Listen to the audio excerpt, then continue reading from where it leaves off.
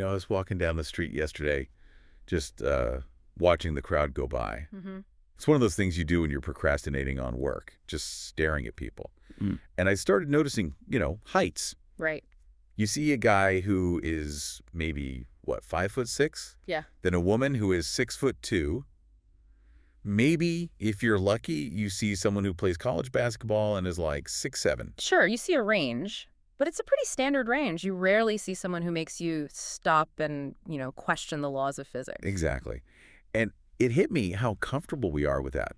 Yeah. We have this deeply ingrained intuition that the world clusters around an average. The bell curve. Yeah. If I told you the average American male is 5'9", that actually tells you something useful about, 90% of the men you'll meet. It has predictive power. You know they aren't going to be 2 inches tall, and they definitely aren't going to be 50 feet tall. But then, and this is why we're here today, I realized that we take that height intuition, that comfort with the average, and we try to paste it onto the rest of the world. Oh, absolutely. We assume the stock market works like height. We assume earthquakes work like height. We assume wealth works like height. And that is a fatal error, because while biology might follow the bell curve, the systems that actually run our modern world economics, the internet, conflicts, disasters, they follow a completely different, much wilder set of rules. We're talking about the hidden mathematical logic of the extreme, the rare events, the things that shouldn't happen but, somehow always do. Exactly. So today we are unpacking power laws, scale-free systems, and this absolutely mind-bending concept called self-organized criticality. It's a mouthful, I admit, but it is probably the most important mental model you can have if you want to understand why the world feels so volatile right now. Okay. We're going to look at why averages are essentially lies, why you can't predict the big one, and why treating a power law system like a normal system is, well, it's a recipe for bankruptcy. And we've got a massive stack of sources today. We're going back to 19th century Italy to meet Vilfredo Pareto. We're looking at modern network theory from our Laszlo Barabasi, and we're digging into the physics of sandpiles with Per Bach. It's going to be a fun one. The mission is simple. We want to give you a new pair of glasses. Yeah. By the end of this hour, you aren't going to see normal anymore. You're going to see the tails. And you're going to realize that the tails are the only thing that matters. Okay, let's start by really driving a wedge between these two worlds. We talked about height. That's the normal world. Now let's switch the variable to wealth. This is the classic Bill Gates in a bar analogy, which I absolutely love. It's the best way to visualize the difference. It's so clean. So imagine we're in some neighborhood dive bar. It's a Tuesday night. It's me, you, and let's say 50 random people we pulled off the street. Okay. We're all having a drink. If we went around the room and asked everyone their annual income and then calculated the average, what are we looking at? It would probably look a lot like that height distribution we were talking about. You'd have an average maybe, $50,000, $60,000 a year? Yeah, sounds about right. You'd have some students making $0. You might have a dentist making $200,000. But it's a nice, polite bell curve. It's contained. If the average is 60,000, that number gives me a pretty good idea of who is in the room. Exactly. Yeah. It has predictive power. You know what you're dealing with. Now the door opens. In walks Bill Gates. Or Elon Musk. Let's stick with Gates for the classic example. Okay. He walks in, orders a beer, and joins the group. Suddenly, we recalculate the average income of the 53 people in that room. What happens to the number? It doesn't just go up a little bit. The average income of that bar is now somewhere north of $1 billion per person. $1 billion per person. Correct. But here's the kicker, and this is the part that breaks our intuition. Does that average describe anyone in the bar? No, not at all. It is completely useless. Right. It doesn't describe the 52 regular folks who are still wondering how to pay their rent. And it certainly doesn't describe Bill Gates, who makes more in a second than that $1 billion average. So the average has become a fiction. Worse than a fiction, it's a distraction. In the height scenario, if you meet a tall guy, he's just a slightly stretched version of the average. In the wealth scenario, the outlier Bill Gates is a different species entirely. He has distorted the reality of the entire data set. One guy is the whole story. That is the definition of a power law. In a normal distribution, the extremes or noise, you can ignore them. In a power law distribution, the extremes are the signal. And if you tried to sell insurance to that bar based on the average income, you'd be making a catastrophic mistake. You'd go bankrupt immediately. And the scary part is, we do that every day. We build levees for the average flood. We build portfolios for the average market correction. We're constantly walking into the bar with Bill Gates and pretending it's a room full of people who are 5'9". And then we act surprised when the 100-year flood happens twice in a decade. It's insane when you put it that way. So let's trace this back. Who was the first person to look at the data and say, hey, wait a minute, this isn't a bell curve? Because for a long time, science was obsessed with the average man. Yeah, the la moyenne. We have to travel back to the late 19th century, Italy. And there was a man named Vilfredo Pareto. He was trained as a civil engineer, but he became an economist. Pareto, as in the 80-20 rule. The very same, the Pareto principle. But before it was a slide in a marketing deck about how 20% of your customers buy 80% of your stuff, it was a radical discovery about social structure. So what was he actually looking for? He was looking for a law of wealth.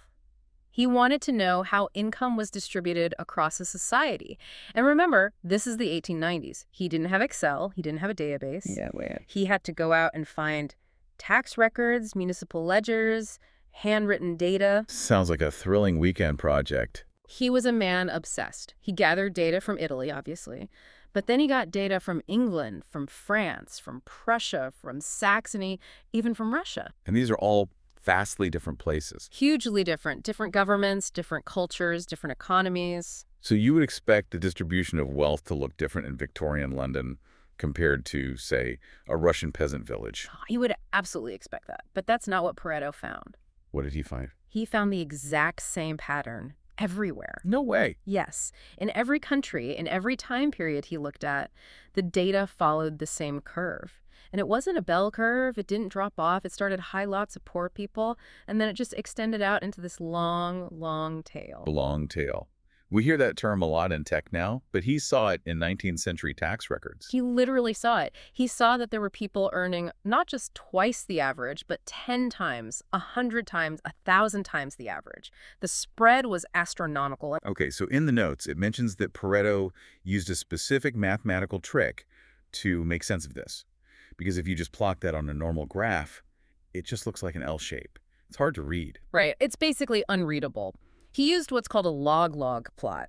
And we should probably take a second to explain this because it's the secret decoder ring for everything we're talking about today. Let's unpack it. Most of us are used to linear graphs. 1, 2, 3, 4, 5. The distance between 1 and 2 is an inch. The distance between 2 and 3 is an inch. Exactly. That's linear. But on a logarithmic scale, the steps aren't 1, 2, 3. The steps are powers of 10, so the axis goes 1, 10, 100, 1,000, 10,000. So the distance on the paper between 1 and 10 is the same as the distance between 10 and 100. Yes. And the distance between 100 and 1,000 is the same again. It essentially compresses the data. It takes those giant numbers, the Bill Gates numbers, and shrinks them down so they fit on the same page as the single-digit numbers. It lets you see the pauper and the prince in the same view. Precisely. And when Pareto took his messy, L-shaped wealth data and plotted it on this log-log graph, something magical happened. The curve disappeared. It became a straight line. A perfectly straight line sloping downward. Now, I'm not a mathematician, but I know that in physics, if you get a straight line on a graph, it usually means you've found a law. It does. A straight line on a log-log plot is the signature of a power law. It tells us that there is a strict mathematical relationship between the size of an event and how frequent it is. And this leads to the concept of scale invariance. That sounds important. Right. Scale invariance. This is the mind blower. The math basically says if you double the amount of wealth, the number of people having that wealth drops by a constant factor. Okay. And here is the key. This rule holds true whether you are looking at the poorest peasants or the richest aristocrats. Wait, so the structure of inequality is the same at the bottom as it is at the top? Exactly. If you zoomed in on the bottom 10% of the population, the inequality inside that group would look mathematically identical to the inequality of the top 1%. The pattern repeats itself at every scale. It's a fractal. It is absolutely a fractal. Society is a fractal. And that spooked people. It implied that inequality wasn't just a result of bad laws or a bad king. It implied that there was some hidden structural architecture to human interaction that inevitably created this imbalance. Like it's baked into the physics of how money moves. Or how people interact. Pareto didn't know why it happened. He just saw that it did happen. Yeah. And for a long time, economists just kind of swept it under the rug because it didn't fit their nice, neat equilibrium models. It's uncomfortable. We like averages. We like normal. But the data says the world is wild. The world is wild. And to really get a visceral sense of just how wild I think we should play a game. I saw this in the research, the 3 tables scenario. This really helped me lock in the difference between these distributions. It's a great thought experiment. Imagine we are walking into a casino. But this isn't a normal casino. The laws of probability change depending on which table you sit at. Okay, I'm ready. We walk in. We go to table number 1. Table 1 is the Gaussian table, the normal table. The game is simple. You flip a coin 100 times. If it's heads, you win $1. If it's tails, you get nothing. Okay, 100 flips. I'm just adding up my wins. That's the key word, additive. You are adding independent events. Win, lose, win, lose. They don't affect each other. So what's going to happen to my wallet? If you play this game 1,000,000 times, you are going to get a perfect bell curve of results. The average will be $50. You might get $55. You might get $45. Am I ever going to win $5,000? Never. It's physically impossible. You only have 100 flips. The most you can possibly win is $100. The variance is bounded. This is a safe table. It's predictable. This is the world of hourly wages. You work an hour, you add an hour of pay. Okay, boring. I want action. Let's go to table number 2, the log normal table. Now, table 2 is a trap. It looks like a power law. People confuse it for a power law, but it's actually something else. Here, the game is multiplicative. Multiplicative, like compound interest. Exactly. You start with $1. If you flip heads, your money grows by 50%. You multiply by 1.5. If you flip tails, it shrinks by 50%. You multiply by 0.5. Okay, so 50% up, 50% down. It feels like a wash. That's the intuition trap. Let's do the math. You start with $100. You get a heads. Yeah. You go up 50% to $150. Okay. Then you get a tails. You lose 50% of $150. 50% of 150 is 75. So I dropped to 75. You started with 100. You won once. You lost once. And now you have $75. I lost money. How did I lose money? You lost 25% of your stake. This is called volatility drag. In a multiplicative game, the negative moves hurt you more than the positive moves help you. The percentages work on a different base. So at table 2, the average experience is actually losing money. The median experience is drifting towards 0. Most people at table 2 will slowly go broke. However, because it's multiplicative, you could get lucky. Right. If you flip 20 heads in a row, you don't just add money, you compound it. You could end up with millions. So table 2 has a lot of poor people and a few super rich people. It looks like the Pareto curve. Yes, it creates inequality. But it's not a true power law because the downside is capped. You can't go below 0 and the tail isn't fat enough. It's a log normal distribution. Okay, it's risky, but I get it. Now, table number 3. The power law table. This is the table that breaks reality. This is based on the famous St. Petersburg paradox. I love a good paradox. How do we play? The dealer says, I'm going to toss a coin until it comes up heads. The pot starts at $2. Every time I flip a tails, the pot doubles. So if it's tails, the pot goes to $4. Another tails, $8. Another tails, $16. Right, and the moment a heads appears, the game ends and you win whatever is in the pot. Okay, so let's play around. Dealer flips. Heads. You win $2. Game over. Boring. Let's play again. Dealer flips, tails, then heads. You win $4. Still boring. Why is this table so special? Because of the what if. What if you get a run? What if the dealer flips 10 tails in a row? That's over $2,000. Okay. What if they flip 30 tails in a row? To the power of 30. Yeah. That's over $1 billion. Correct. Now, the odds of that are tiny. It's 1 in a billion. But here is the paradox. To figure out if a game is worth playing, a mathematician calculates the expected value. You multiply the payout by the probability. Okay, let's do the math. Scenario 1, heads on first toss. Payout $2, probability 1/2. 1/2 times 2 is $1. Scenario 2, tails, then heads. Payout $4, probability 1/4. 1/4 times 4 is $1. Scenario 3, tails, tails, heads. Payout $8, probability 1/8. 1/8 times 8 is $1 again. It is always $1. Every single possible scenario adds exactly $1 to the expected value. And since there are an infinite number of possible scenarios, you could theoretically flip tails forever. You have an infinite sum of ones. Which means the expected value of the game is infinite. Okay, that actually hurts my brain a little Yeah. bit. You're telling me that statistically, this game is worth an infinite amount of money, even though 99.9% of the time, I'm going to walk away with enough money to buy a coffee. Yes. This is a system with infinite variance. There is no average. If you played this game 1,000,000 times and averaged your winnings, the number would mean nothing, because the entire value of the game comes from the one time in 1,000,000,000,000 years that you hit the jackpot. The outlier isn't just part of the game. The outlier is the game. Precisely. And that is the power law world. That is the world of venture capital. That is the world of movies. That is the world of earthquakes.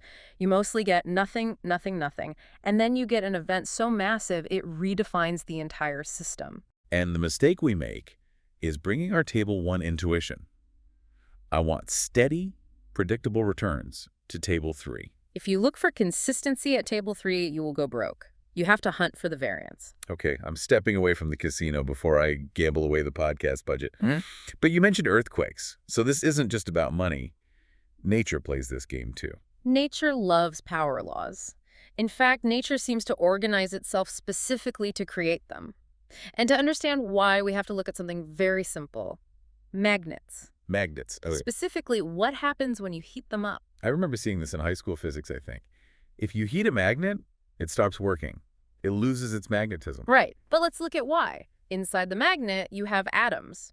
And you can think of them as tiny compass needles. They have a spin. By spins. Right. When the magnet is cold, all the needles align. They all point north. That's order. That's why it sticks to your fridge. Got it. When you heat it up, you are adding energy, thermal noise. The atoms start jiggling. They start flipping randomly. Chaos takes over. So cold equals order. Hot equals chaos. Simple enough. But right on the boundary between those two states, at a very precise temperature called the Curie temperature, something incredible happens. This is the critical point. What does the critical point look like? It's a battleground.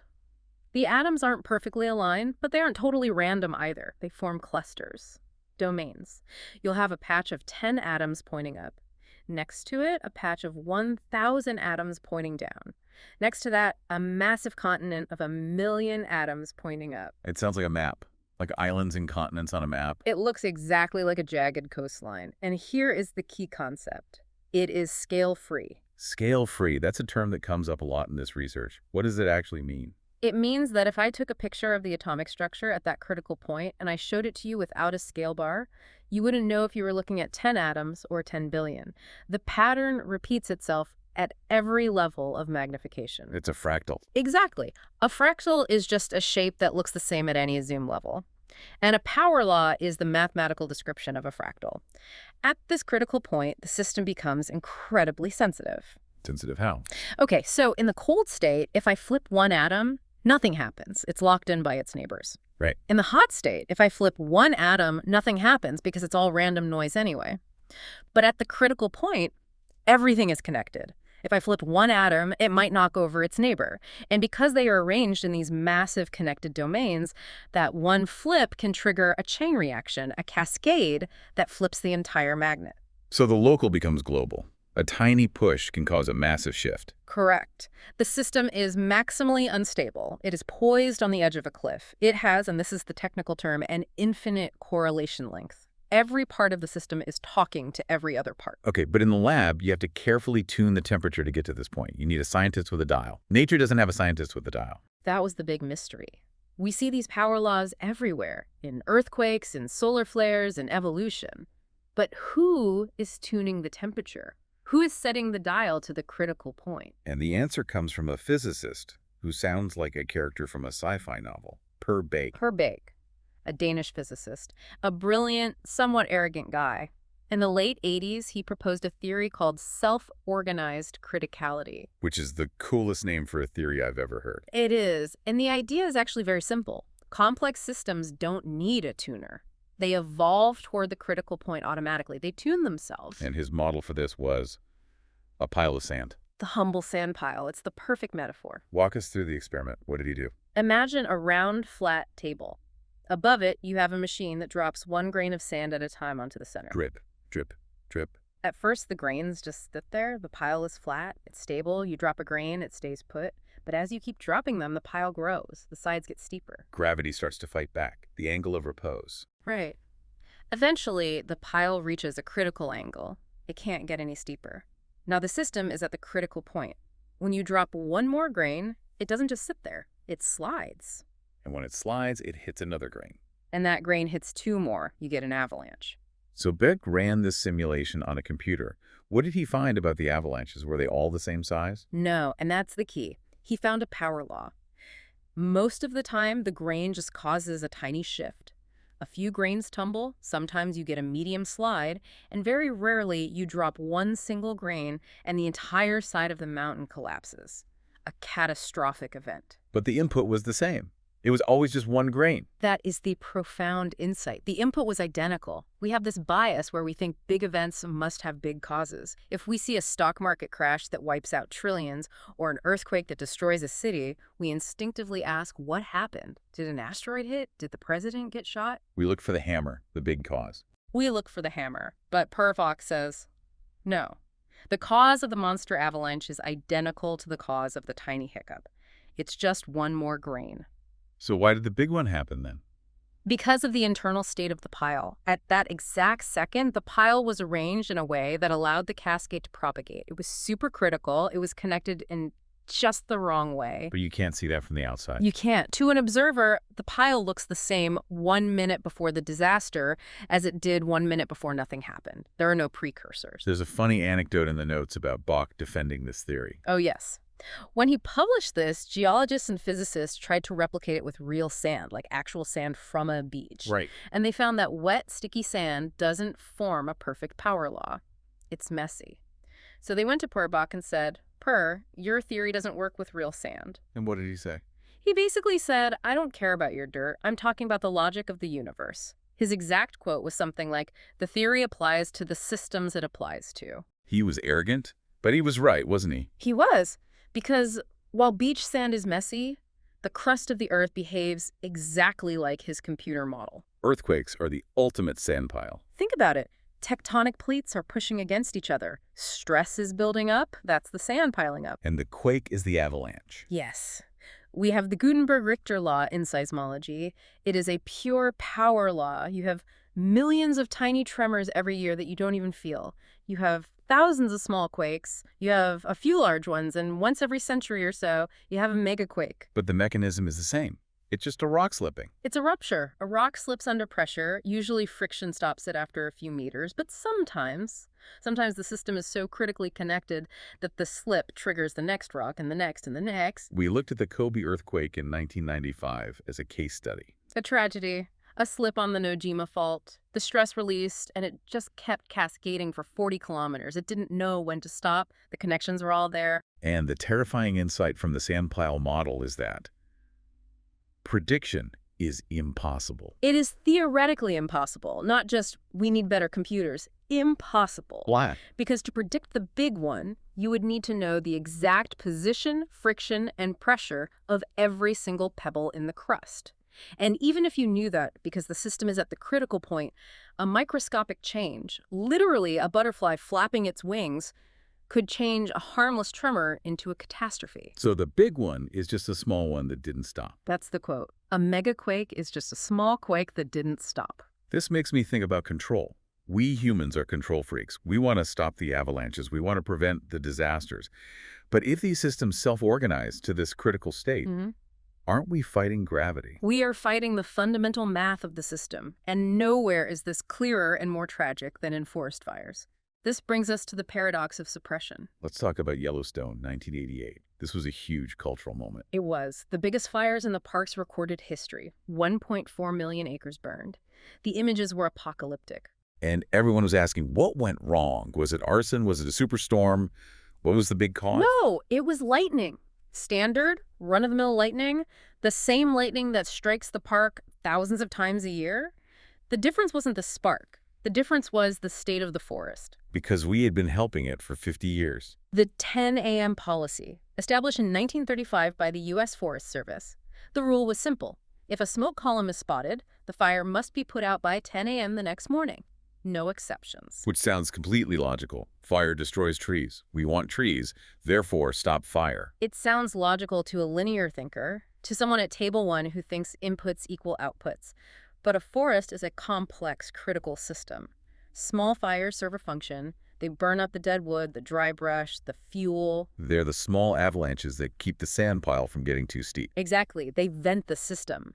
But by putting out every small fire for decades, We stopped the system from venting. We let the fuel pile up. we let the fuel build up. We let the forest become denser and denser. We artificially forced the system into a supercritical state. We made the sandpile infinitely steep. We thought we were eliminating risk. In reality, we were accumulating it. We were saving it up. We guaranteed that when a fire finally escaped our control, and one always does, it wouldn't just be a fire, it would be an unstoppable monster. That is a profound lesson for everything.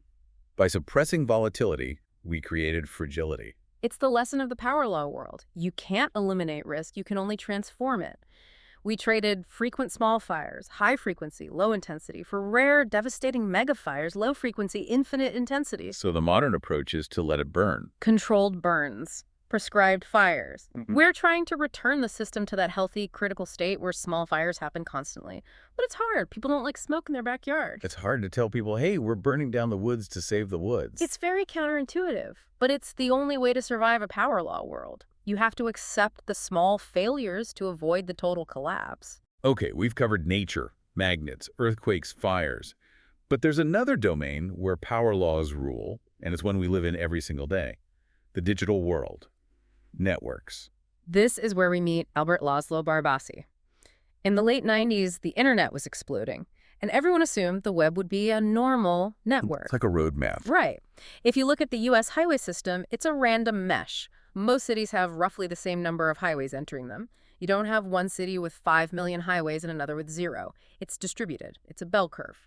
So the assumption was that websites would be the same. Most sites have a few links pointing to them, a few more, a few less, but generally in the same ballpark. But Barabasi actually mapped the web. He built a crawler to trace the links, and he found, you guessed it, a power law. The hubs. The hubs. He found that billions of websites had almost no links pointing to them. They were invisible.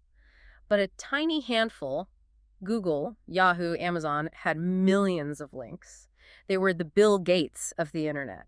Why? What is the mechanism here? It's not sand, it's not heat.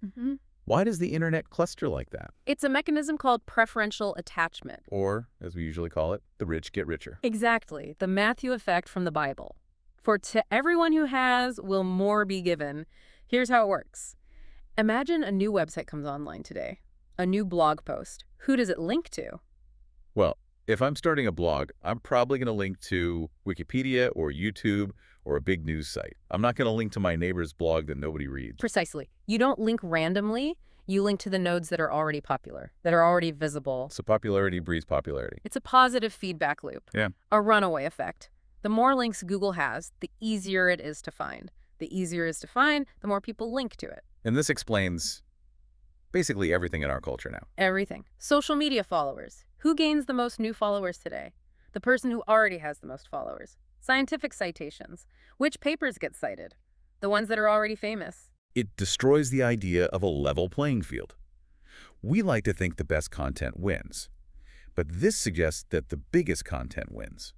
In a network driven by preferential attachment, inequality isn't a bug, it's a feature. It is structurally inevitable that a few hubs will dominate everything. It's mathematical. This connects to the long tail idea again. If you're Amazon, you have the hits, but you also have millions of obscure books that sell 1 copy a year. But the power law tells us that those few hits, the Harry Potters, pay for everything else.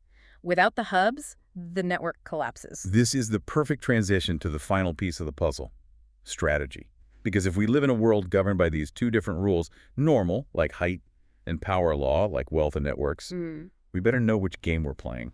This is the so what for the listener. This is the practical application. You have to look at your career, your investments, your business, and ask, am I at table 1, normal, or table 3, power law? Let's define the normal game first. Give me an example of a table 1 career. A dentist or a restaurant owner. Okay. Because there is a physical cap on your upside. If you run a restaurant, you have 50 tables. You can only serve 50 dinners at 7 p.m. You cannot serve 10 million dinners in one night. You are constrained by time and space. Right. I can't clone myself. I can't scale infinitely. So what is the strategy for a restaurant? It's consistency. You need to be good every single night. If you have a bad night, you lose money. If you have a great night, you make a fixed amount of profit. You are playing for the average. Don't screw up. Be reliable. Reduce errors. Exactly. You want to narrow the variance. You want a tight bell curve of quality. Now compare that to a venture capitalist, Mhm. or an author, Mhm. or a software founder. The power law game. Table 3. All the way. Here, the upside is unlimited. J.K. Rowling wrote Harry Potter once. It cost her a fixed amount of time, but it can be sold 1,000,000,000 times. The effort doesn't scale with the reward. So what's the strategy here? Consistency doesn't seem to matter as much. In the power law game, the strategy is persistence and convexity. Convexity. What does that mean? Convexity means your downside is capped. You can only lose what you invested, but your upside is infinite. Like the St. Petersburg coin toss. I can only lose my $2 entry fee, but I might win the GDP of the planet. Exactly. And because the upside is so massive, the strategy is to make as many bets as possible. Look at the stats from venture capital. There's data from Horsley Bridge. They looked at thousands of deals over decades. They found that the top 6% of their investments generated 60% of their total returns. The top 6%. Yep. And the rest. Most failed, flatlined, lost money. So if you were looking at a VC's track record with a normal mindset, like you were evaluating a dentist, you'd say, wow, you guys suck. You lose money on 60% of your projects. You are terrible at this. But in the power law world, that's a winning record because the winners win so big they erase all the losers and then some. Peter Thiel has a famous quote, "The best investment in a successful fund outperforms the entire rest of the fund combined." That is wild. It implies you have to be willing to look like an idiot most of the time. You do. You have to be comfortable with failure. You have to make many, many bets. Because you don't know which one is going to be the black swan. You don't know which grain of sand causes the avalanche. Y Combinator, the famous startup incubator, they had the same stats, right? 2 out of 280 companies generated 75% of their returns. Airbnb and Stripe, basically. If they had missed those two, they would be a failure.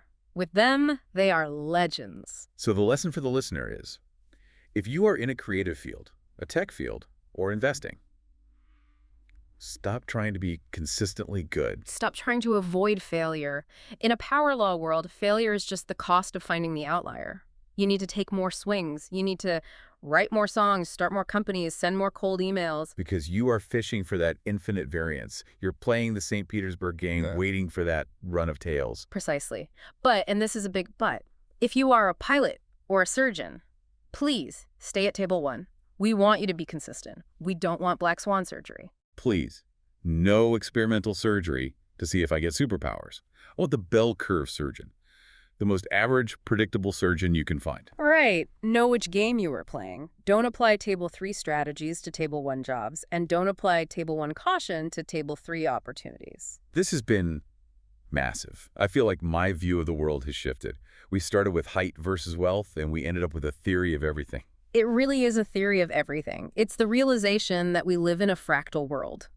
The same rules that govern the atoms in a magnet govern the tectonic plates, the stock market, and the viral video you watched this morning. It's all the same math. It is. And it teaches us humility. Humility? How so? Yes. Because if the world is a self-organized, critical sandpile, it means we have less control than we think. We can't predict the next earthquake.